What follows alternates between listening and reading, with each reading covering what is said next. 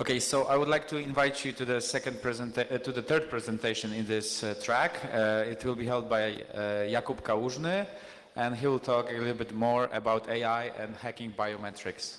The stage is yours. Thanks. All right, hi everyone. My name is Jakub, and for the next 40 or so minutes, I'm going to talk about hacking systems that are non-deterministic. Before AI and before machine learning and many other buzzwords, things were quite simple, right? So if you found a vulnerability on a website, whether it was SQL injection or command execution, you send the payload, you get a shell. The next day, the shell works the same, right? The payload works the same. With these solutions, it's totally different, and that's why the process of pen testing those is totally different. So today you send a payload, tomorrow it won't work, but maybe in 2 days it will work again. But if you send a different payload before, maybe it will work. So like that's totally different than standard processes around testing. So a few words about me. I moved to Sydney 2 years ago, and I'm a security consultant with The Missing Link. It was me and my mate, the Gangsteroo.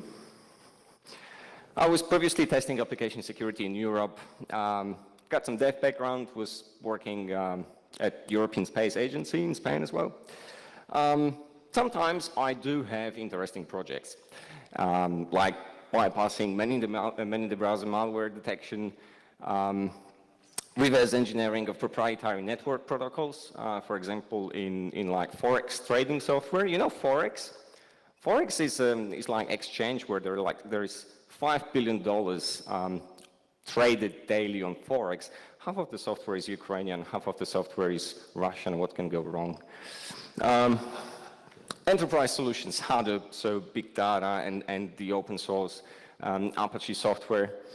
So yeah, my last topic is voice biometrics. So let's hear how it goes. We have some authentication problems, right? We've been trying for years with using PIN numbers, but they can be brute forced easily. Then we move to passwords, but yeah, passwords can be stolen. Then we've got some hardware tokens, you know, RSA tokens, they got compromised as well.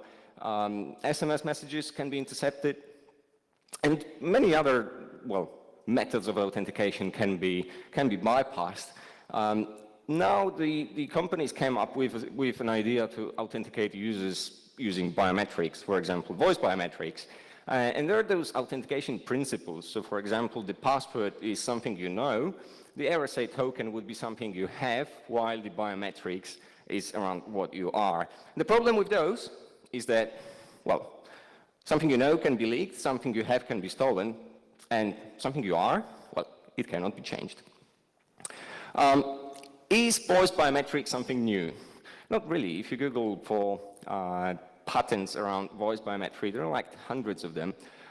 It was mentioned in Risky Business number 10 in 2007. So like, yeah, it's nothing new. But a lot of new things came up recently. So this is some diagrams from the Google Duplex. Have you seen the video of Google Home Assistant organizing an appointment at a hairdresser or something like that? That's crazy. And then Baidu can clone somebody's voice just after a few seconds of listening to them, right? So that's a bit scary. We've got more. With the development of the TensorFlow, some AI library, this became really popular. So some either individual researchers or companies started doing products based on AI, and there is kind of a battle there. So the voice authentication vendors, they've been doing this for like quite a few years, but recently there are companies like Google or Amazon that want to develop products that communicate with you, like Google Home or Amazon Alexa, and they want to synthesize the voice really well. So they want to convince you that like, it's a human talking to you, for example. And those companies, they have teams that they're doing the opposite. So the voice authentication guys, they have AI data scientist team that are trying to develop a software to authenticate user, While voice synthesis is practically the opposite. It's spoofing the voice. So yeah, we've got, for example, the guys behind Lyrebird. They developed software called ObamaNet. That's an AI solution to spoof Obama's voice, and on top of that, sync the lips of Obama. So that's quite scary. Well, there is the tachotron towards the end-to-end speech synthesis. There are like a lot of companies and groups doing something around voice synthesis and spoofing voice. You can actually download the Amazon Deep Voice library and just use it, just collect like a few hours of your voice. Say, I can, for example, download my presentations on YouTube, and I generated my fake voice with that, and that's a bit scary. So then again, somebody developed software speaking like Kate Winslet. He just feeded his AI neural net a few hours of an audiobook read by Kate Winslet, and he transferred his voice into Kate Winslet, right? So the idea came in 2015 when I have tested a few solutions back in Poland. The IVR channel, so there were two implementations in a few different banks. Either you call the IVR channel, you call the info line at a bank, and you authenticate there, or you have a mobile phone and the mobile application, mobile banking there, and you authenticate there. In the following years, I did some more tests in Australia, and I've got some few more ideas, more tools, and a few more things to share. The whole presentation is also about testing systems that are non-deterministic, because as I've mentioned, that's totally different than what we've been used to, and some systematic approach to test voice biometrics. So a bit of a disclaimer, I'm not saying voice biometrics is a bad idea. I'm not saying it's a good idea either. So how does it work? To be honest, I don't know. I've been just given a black box situation where I have to test a solution. So the user has some channel to authenticate at a bank, say it's a web, mobile, IVR, or kiosk. And then the banking server does some voice match. In fact, very often those solutions will be just hosted as a box provided by the vendor. So the bank has no control over what is in that box, or sometimes those boxes are in the cloud, so the bank has no control over where it's hosted or how the SDLC is followed, right? So generally, for any voice biometric solution, you have to enroll your voice. So a few times you have to say the phrase. Usually it's like, my voice is my password or something like that. And then you authenticate. And the more times you authenticate, usually the system understands your voice better, will give better results. It should work even if you have a sore throat. It should work even if yesterday there was a huge and yeah, it should work even if you get older. Actually, a few days ago, there is a great YouTube video, if you Google that. The guy had a smart home and controlled everything via his voice. He went to a dentist, and after that, he just can't control his home, so he tries to open the door when he's coming back, but he can't. So yeah, things can go bad, right? How bad? I don't know. For example, this is an example of an AI. The UK police porn hunting AI can't yet tell the difference between deserts and nudes. I found this post on LinkedIn, and there was a comment there.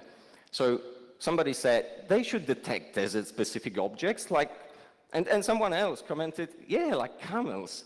2019, welcome to porn watermarked with camels. All right. How you integrate the voice biometric solution in your bank or any other company, I mean telecoms integrate that, big corporations like insurance companies implement voice biometrics, is a key. So somebody calls voice biometric below one-factor authentication, because if you fail to authenticate via your voice, you fall back to a standard password.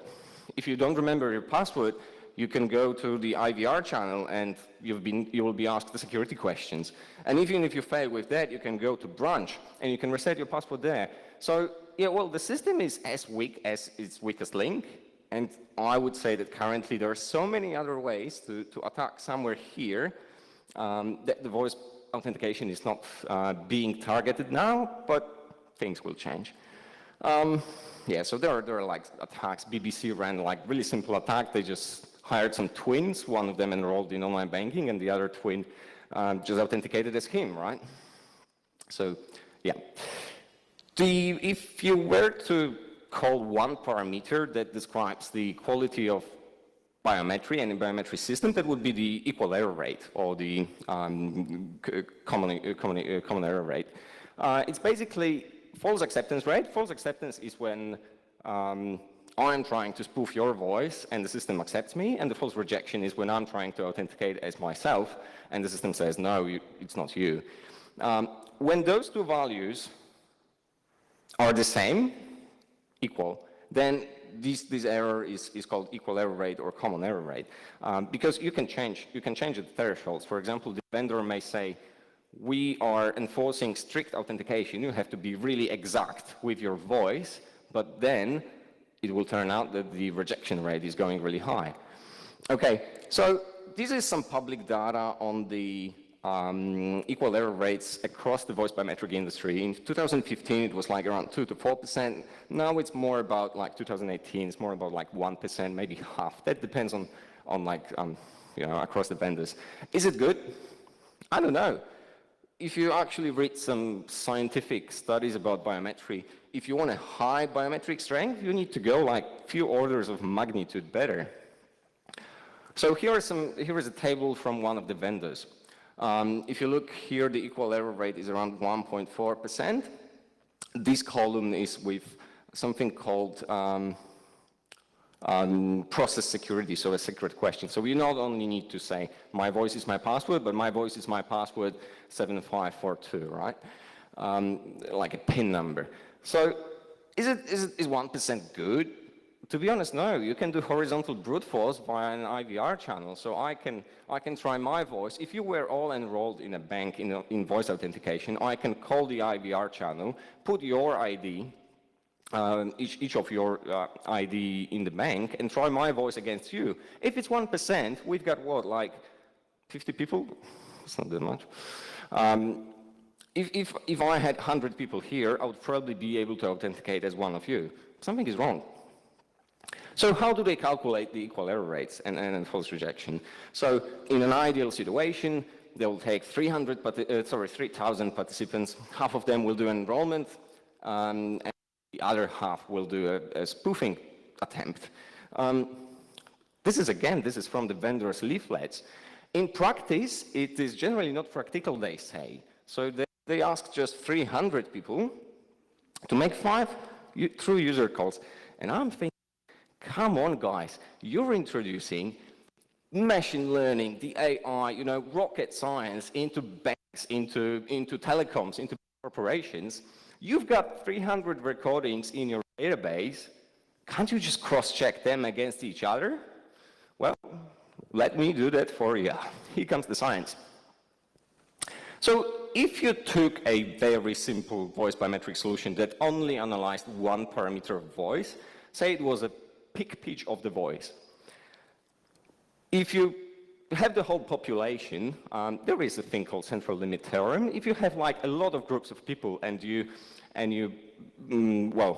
put a graph on like how the peak pitch voice is across the population, it's more or less this. So there are a lot of people with average peak pitch voice, not that many people with a low voice, and not that many with high voice. So if you just randomly or cross-check them against each other, spoof the voices one to another, you will do all sorts of attacks. So for example, you will have somebody with a voice of Morgan Freeman trying to impersonate, you know, Frodo. But that's not going to work, you know. So in a real attack scenario, Freeman will only impersonate, you know, himself and Mrs. Freeman, right? So if you are able to, during attacking the voice biometrics, if you're able to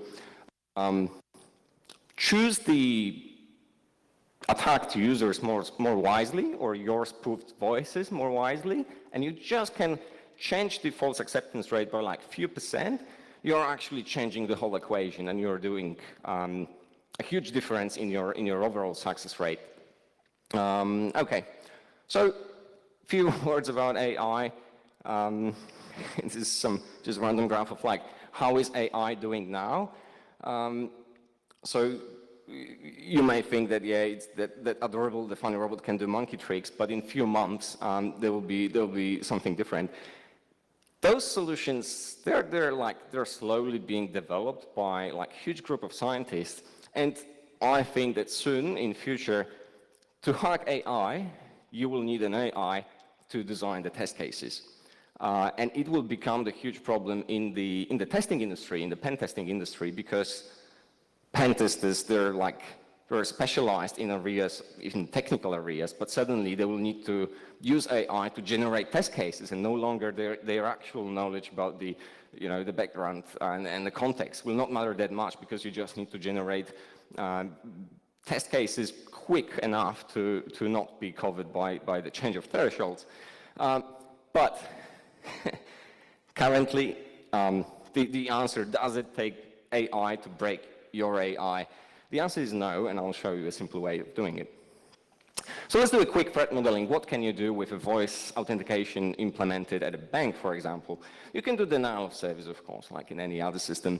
You can do some information disclosure. If I hack the bank server or the vendor server, I can, for example, dump the database of the voice prints. Usually the vendors say that they don't keep the audio recordings on the server, so they just keep the voice prints, the hashes of the voice. But believe me, during the development phase and the first few months of the production implementation, they'll still keep the audio files. Authentication bypass, and this is something that I want to achieve today, and the attacks on the enrollment. So for example, during your enrollment, I can try to attack your phone to allow my voice authenticate as you. Few more ideas around authentication bypass. What can you do? You can do a replay from a recording. So you go to the other room and you say, my voice is my password. I've got a really great microphone and I catch that, right? You can do direct recording. If I have malware on your phone, I can record your voice perfectly. And this is like not detectable on the bank side. For example, if I can record your calls, you may think that you're calling the bank, but in fact you're calling my number, and you're saying my voice is my password to my server, then I'm replaying that to the server, and it can't detect the replay, because it's never been sent to the server, to the bank server. Okay, distant, a good microphone, and I'll explain what's a good microphone later. And the Snickers attack, anyone watched the Snickers movie from like 1980s? They just recorded few, like the guy saying few words, and then, changed the order, and they created one phrase, which was the authentication for the voice biometric system. You can do speech synthesis, and this is going to be a big hit on the voice authentication vendors, because simply, there are companies, especially Google, they want to prove that you can synthesize voice very well, and they want to prove that having a recording of someone saying something is not a proof at all. So we've got the integration. For example, you can exploit the audio codec that is decoding the voice recording, because it still needs to be sent to the server. You've got mobile API vulnerabilities. This is quite a common vector. You can abuse the process, and you can, for example, slowly feed malicious sample to the servers and trick that AI to respond with something different. What is a vendor-approved scenario? During the few of our tests of voice biometric systems, we told the vendor, yeah, we're going to hack your system. Okay, how many spoofers you're going to hire? Well, none. And horizontal brute force, they allow that. They will say, okay, that's approved.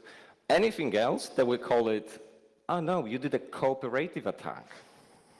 So, let's see. Oh, a few more attack vectors. There are IoT threats right now, right? So, These are some cloud pets, and the MongoDB database with those recordings was stored somewhere in the cloud, wide open. So what if your kid's cloud pet is recording the whole voice from the room and you're doing voice authentication at the same time, right? And what even more, with like 20 hours of this recording, I can synthesize your voice using the deep voice from Amazon, right?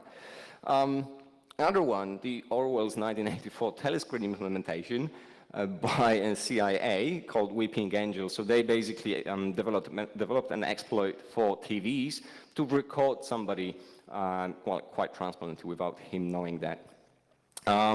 Okay, so the plan is we want to hack 2 implementations of voice biometrics, and we want to bypass the replay attack detection. So there will be 3 phases here. We need to gather the voice, then we need to fuzz it, and then impersonate the user. So first, let's start with the voice gathering. And to do that, we need to record the voice and isolate the vocal. So what's a good microphone? And before this research, I've been like, that's not my usual job. I'm doing pen testing. I work with web exploitation tools. I work with network exploitation tools. Now I need to hack voice. How to start with? So I've been doing research in the very beginning with just like Nexus 5, just with Nexus 5 phone and the Sony ECM MS907 and like a cheap journalist microphone. It actually generated the best results. The Rode video mic was also quite good, but look, there are some good microphones. And for example, you can buy the Clover mic that they use on the football stadiums to record voices that the players shout. And these can actually catch the voice from 50 meters quite well. Okay, I think the clicker is dead. Oh, no. Okay, so that's an Aldi microphone for $15. It's like omnidirectional. It will just gather from all of the directions. But oh no, it's now like it's only one direction if you take off this part. One more thing, you can rent the expensive microphones for like just $40 a day. That's Australian. Okay, so isolate the vocal. That's quite actually simple. We recorded the trials in a medium loud environment from 5 meters with a cheap microphone. And then we want to increase the volume of the actual vocal itself. So let's do some like really simple tricks with Audacity. Vocal isolation actually function, that filter won't work. So what we need to do is do noise reduction, some high and low pass filters. The actual values depend on the vendor, voice biometrics vendor. Some amplification, adding legit noise. I'll explain it later. And the values differ per voice biometric solution. Well, no, some vendors will call it cooperative, and some solutions rely on noise. So it really depends not only what you play the recording, but it depends what's the noise. For example, if I just play a recording that has a noise ratio of like 10%, just for 5 seconds, and for the rest of my conversation on the RVR channel, the noise level was 5%. Something is wrong, right? Okay, so how does it work? That's the first recording. It's going. No.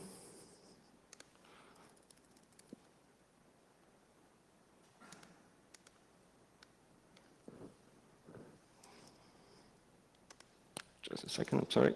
So in this recording, there will be first the recording without the vocal isolation, and then with vocal isolation. This should work now. So that's without isolation, and now with.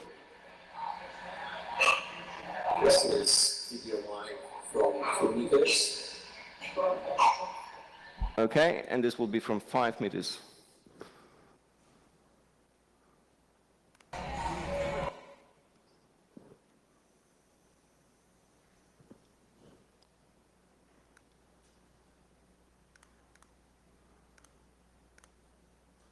Well, all right, just believe me that the actual isolation works quite well.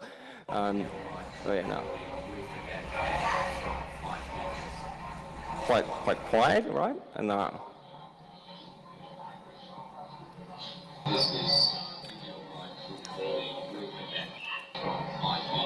It sounds bad, but it's enough to trick the voice biometric system. Okay, so let's go further.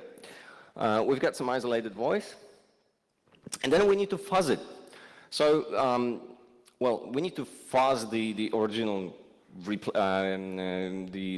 original recording to make the system believe it's not a replay, but still make it happen that the system will authenticate the user.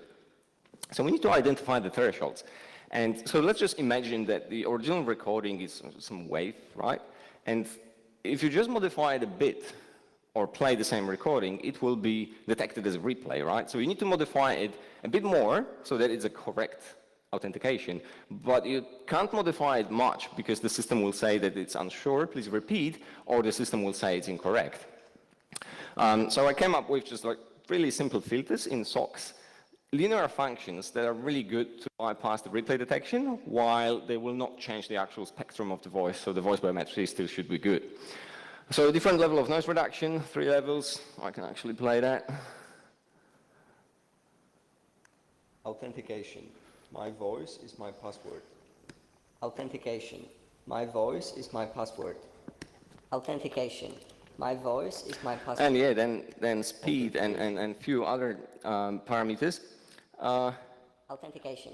My voice is my password. Just believe me, after a few days, your colleagues will ask you to work from home. Is my password. And after a week of testing, you'll be taking the phone call saying my voice is my password, because it's like a week of, you know, my voice is my password, my voice is my password.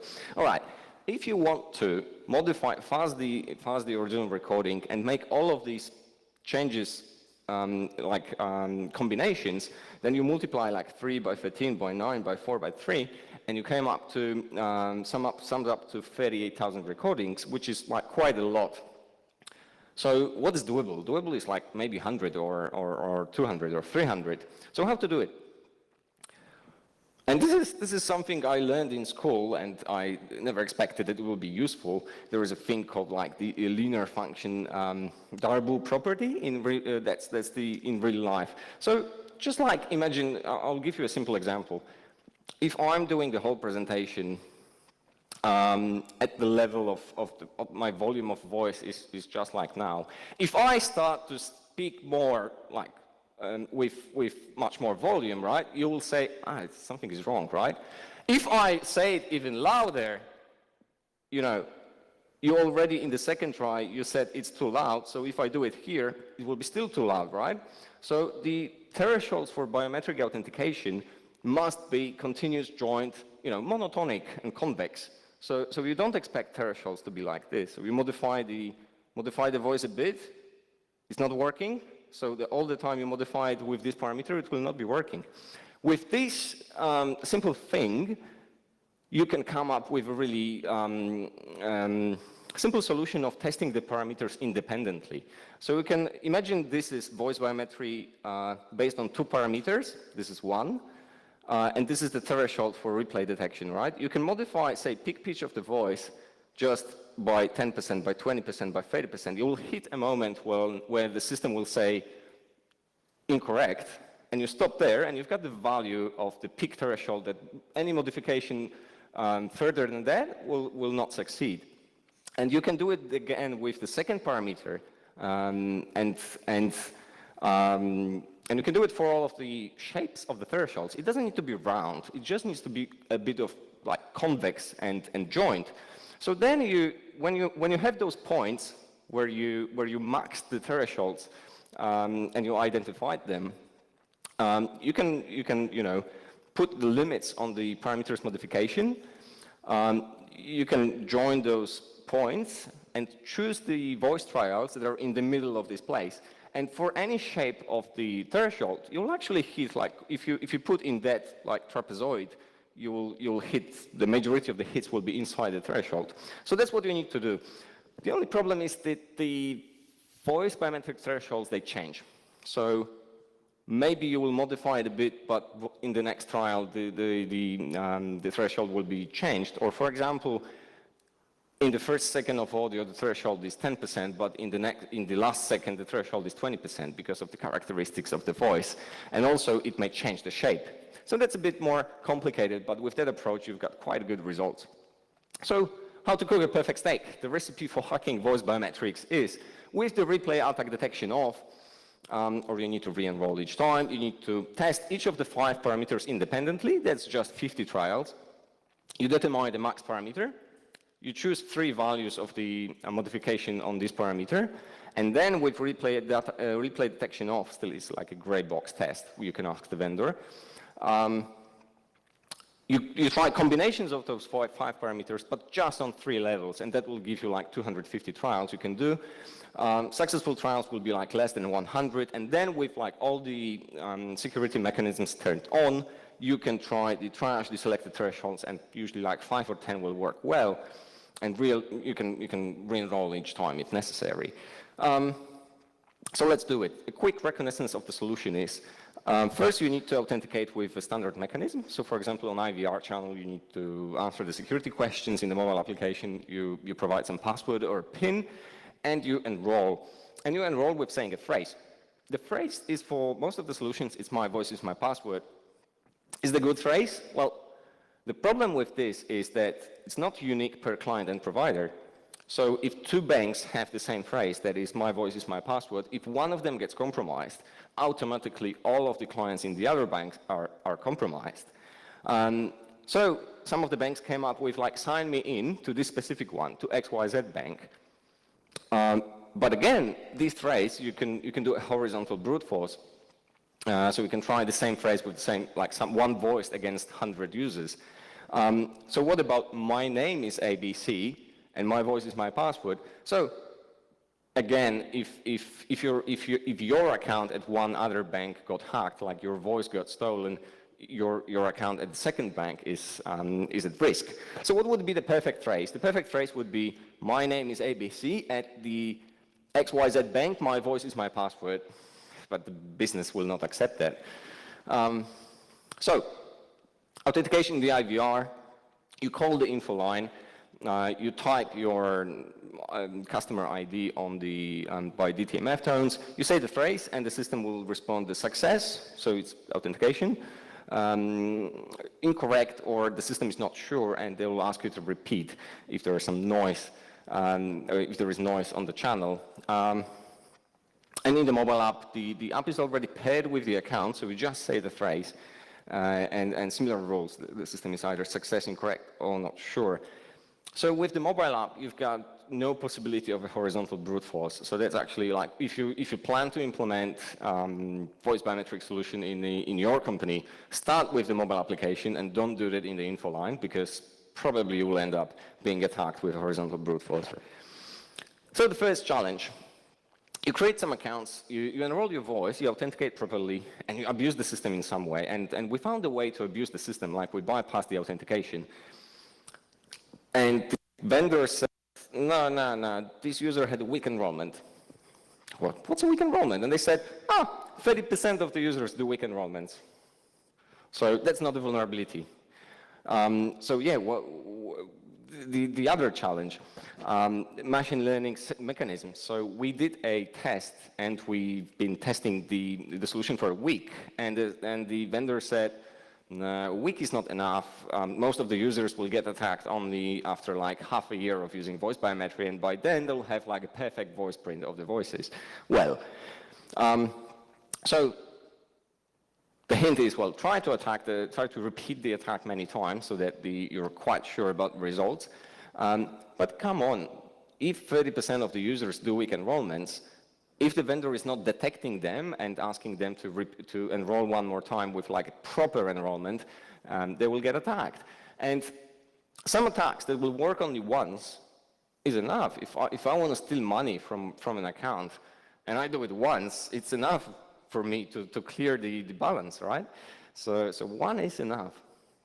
Second challenge, you create an account, you enroll the voice, you do the same for the second voice, and there is a problem. Is it even possible? Because, for example, if your voice was already registered for this account, maybe the system will not allow to do it for the second account. And does it affect the replay detection? So maybe your voice trial will not get accepted because you already used that voice for authentications for other user. So the challenge number 3 is we need more voices. More challenges. You create an account and you've got some function, light modification, right? The system says incorrect. You try the same for the different voice. Say you try it on male and female, and it works. So the attack and the modification will work only on one voice, but not the other one, which is still a vulnerability, but we need even more voices. So what I did, I didn't know where to collect the voices. There was some public database of voices for speech synthesis, but I just needed just like one phrase. So I was just walking around Sydney and asking people, they'll put it a bit further. Oh no. And I've been asking random people, hey, can you say my voice is my password?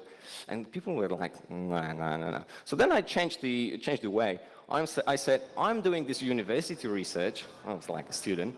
And can you say my voice is my password? This really helped me with my master thesis. And people were, yeah, look, mate, I also had problems with my master thesis. And they were all saying, like, all of the people were just saying, yeah, my voice is my password.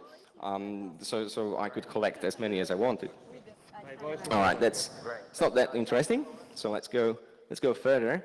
Even more challenges. Create an account, you enroll the voice. You've got 2 modifications. One is light modification, the second one is a big one. If you pass the light modification first, and the system says replay detected, and then you put the strong modification, and the system says that replay detected.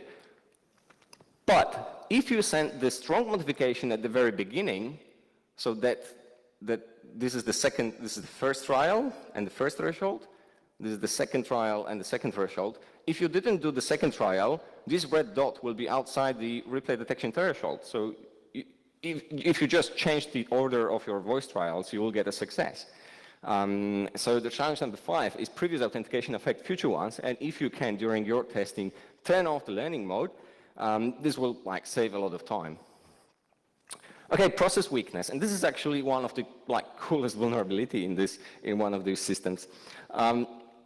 They had problems with false rejection rate, so the false rejection rate was quite high. So what they did is that if the voice was unclear, if there was a lot of noise in a channel, they were saying unsure, please repeat. And in the third step, the threshold was much higher. I mean, it accepted more voice trials. So if you just send noise, a bit of noise in the first and second trial, and then put your attack in the third attempt on one call, it worked. Yeah. So yeah, different thresholds during one call. Maybe it makes sense to attack in a third attempt. The last challenge. You create an account, you have 2 functions, small and big. You send the strong modification to the system, it says success. Then you send a small modification many times, and it's always a failure. Then again, you pass the strong modification to the system, and it says incorrect, but not a replay. What happened? So different threshold during many calls. Maybe the system is detecting that it's being attacked. So it's changing the thresholds for all users because this bank is just targeted by voice spoofers, right? So just identify thresholds on mule accounts and then try them on the real accounts, right? All right, I lied. There is one more challenge. Create an account, enroll the voice, save the recording, you pass it to the server, you modify the vocal, but not the noise. You pass it to the system, and the system says the replay was detected. How this happened? So it turns out that some solutions detect replay attacks just by analyzing the noise. The noise can also be fingerprinted. So the hint is, well, generate a random noise each time and add it to the sample anyways. Okay, the aftermath is, well, more or less, we got a stable replay detection bypass for any kind of voice in a standard environment. So thresholds were set to normal, the false rejection rate was acceptable to business, because before our test, the vendor increased the thresholds for maximum security. A standard enrollment, well, it was like a medium loud environment, process got hacked. We had a bit of help from the vendor. I mean, we could ask for turning off the learning mode, but this is not helping us, I mean, finding the vulnerabilities. It was just not slowing us down. And there was no IDS. Multiple mule accounts were used for testing, but this is just time to generate and to have many voices for spoofing. Let's move to the third part, the impersonation, because just fuzzing the voices is easy. You just generate the samples, but then you need to send them. So you need to automate the requests. And for example, for the mobile, for IVR channel testing, I used Skype for Pi. It was not perfect, not fully automated. It allowed only one connection at a time. But it was good enough. It was good. It generated some variable noise. The noise was quite big each time. But like, is it bad? Not really. If it actually generated a random noise during each call. Any other voice over IP solution would be good. You can also like tap your mobile application. You can just connect it with a jack cable to your computer, then like remount the reprogram the audio input and output, so this could be also doable. Or write your whole spoofer in Skype for Pi. For the last test, I used Bash and Python and Pavu control, so I turned off the physical microphone. I redirected audio output to the Skype audio input, and vice versa, and A-Play talked to Skype while A-Record collected from Skype. So all good. You need to dial the DTMF tones for choosing the customer number, so that's easy. You just generate the right voice frequencies. Then you need to gather the responses. If you have an API, it's a mobile API, you just send the voice recording and the system responds yes or no. But on the IVR channel, it says authentication, rejected. So you can do the speech recognition like Pocket Sphinx, or there are multiple software for that. You can do the free or like non-free, the Google Cloud speech recognition or Amazon Alexa. Or you can do a simple trick that I did, which is I just calculated the length of the response. So like authentication rejected was like 2 seconds. Please repeat one more time was like 2.5 seconds. So a simple command in SOX to cut the silence at the level of 14%, it worked, and a few bash lines, and actually allowed to like cut the voice in the right place, then isolate only the vocal without the noise, and I've got the length of the response with like 5% error rate. I got it quite well. So the process is, I take the next fast voice print and call the number, dial DTMF tones, place the voice print, collect the response. Depending on the response, I choose which voice print will go next, and I finish the call. And again and again and again, 300 times, and it worked. One bonus about like integration, one of the mobile app implementation was just a post message to the server, and you send the WAV file in the post body, and it had one parameter called F. What could be F? 44,100. Well, the frequency. So you could not upload a huge file, but you could upload a small file and put the frequency 1. It totally DOSed the system because the audio codec on the server side tried to convert a file. Probably there was just like some conversion from WAV to some other format. And it tried to like play 5-second recording 44,000 times longer. And the system was dead. Yeah, that's how I co-founded it. So if this voice biometric solution is implemented as a box, as a third-party box, who cares about the SDLC there? How you, as a client, whether you're like a bank, telecom, fintech, or other corporation, insurance, how can you guarantee that they are following SDLC? And what if they got pwned, right?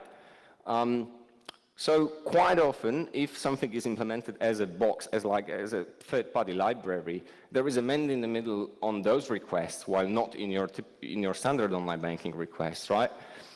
So a good hint is that voice-authenticated sessions should be differentiated, and I've seen that few of the banks they allow only sending transfers when you are authenticated with voice, only transfers to trusted beneficiaries, and not to random people, right? So, quick summary. I always say a pen test without a threat modeling is bug bounty hunting. Don't do that. Business assumptions, well, it will help you design the test cases. Example, when the thresholds are changed. Turn off the learning mode. Solution integrated in mobile apps require to be paired, and this is like the key. You can do horizontal brute force on IVR. You cannot do it in the mobile application if it's implemented correctly. Generally, well, voice biometric may be a good idea, but it should be tested thoroughly. I have a problem, and like, AI seems to be generally the future, but I don't know if that's the future of security. And yes, soon to break AI, machine learning solutions, we will need AI to design the test cases, and this is already happening. If you look, there is the whole AI village on DEF CON and a few other conferences, and people are actually harnessing AI to do malicious things already for malware. So prepare a rescue plan. What if your voice database gets hacked? And do you store the files there, the audio files, or do you just store the voice prints? What if those voice prints got leaked? What if other voice biometric solution gets hacked, right? At the other bank? What if those guys publish the tools and they work better than your voice biometrics? And like, this is already happening, but they didn't. For example, Lyrebird, you cannot generate any voice with Lyrebird. You need to first enroll the voice, so that's not like open source. What if a customer disputes a transaction that was authenticated with voice? And like, what if they have an alibi to not using the phone at the same time? Can you, like, will it help them get the money from the, the refund process? And what countermeasures can you take when the voice gets stolen? Like, what do you do when your password gets stolen? Like, if your bank account gets compromised, there are three possibilities practically. Either the whole bank got hacked, not very probable, or your computer got hacked, or your password got stolen, right? So if you are sure that those two options were not there, it was your password, so you change your password. What if you're using voice biometry and your account gets hacked? So did somebody hack my voice? Did somebody steal my voice? Did somebody like do speech synthesis of my voice? Let's change it. No, you can't change it without like operation of your voice cords. And that's it. Great, thank you very much. And if there are any questions, I'll be happy to answer. The process of testing. So these were like time blocks, depending on the client budget. For example, this one was, the few of those were like around 2 weeks. Some of them maybe 3. What about the rest? How many of the system you can break? Each of those that I tested. How the service, the authentication methods you're in Australia? I think in the Polish banks are not yet there. You mean the voice authentication? Few of the banks are implementing this at the moment. Insurance company implemented that. So it's somewhere there, but it's not super popular. One major bank, there are practically only 4 major banks in Australia, so I've heard that like 2 of them are doing it at the moment, but they didn't publish it. What would change if each user had a different phrase? This will change a lot. If you can choose your own phrase, you can choose it's practically as password plus your voice, right? You not only need to synthesize the voice, but you need to know the phrase, the secret phrase. The only problem with that is that those solutions work the best. The error rates are the best if the phrase is the same for the whole population. So they don't want to do it, but this would be the best.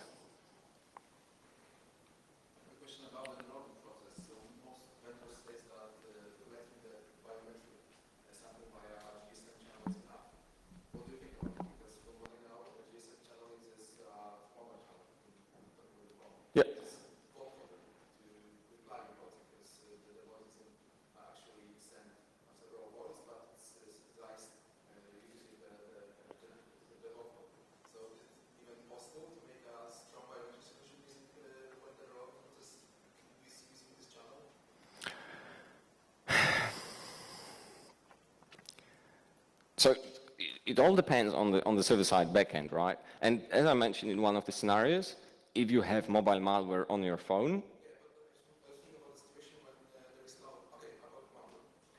so if there is mobile malware on your phone, no matter how good is the voice biometric on the server side, you can just like, it's just like with the web fakes for phishing. So no matter what is there on the server side, you can cut the user from connecting to the bank, you can copy his voice and then use it for the session.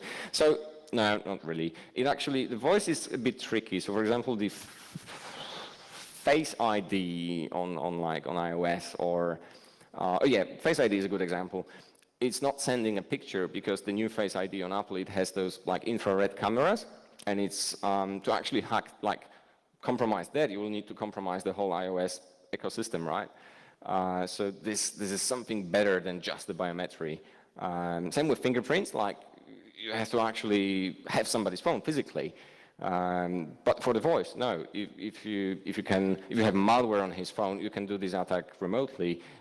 You can do the horizontal brute force on IVR remotely. So can you do the voice biometrics well?